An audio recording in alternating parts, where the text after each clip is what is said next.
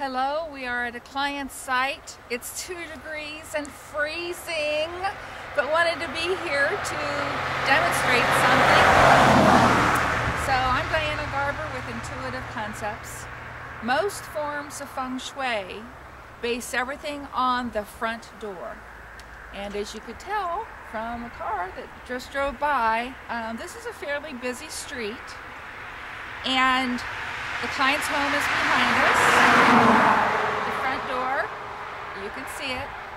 But the big distinction here is there is a river on the back side of the house. Even in 2 degrees, the river is much more active than this road is. So from a classic feng shui perspective, the back of the house is actually the front of the house. So we're going to walk back there so you can see what we're talking about. So again, in 2-degree weather, you can see that the river is still moving. And so it's moving 24 hours a day. And there are so many animals back here as well. But as you've heard, there's quite a bit of traffic on this road.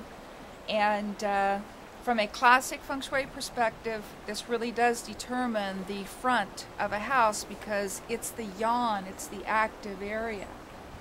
So even though this client has had other feng shui done, once we, again, start with the land and the house and then the people in the space and determine the analysis based on those type of formulations, then I said to the client, you know, the energy of the house here has widow or widower energy.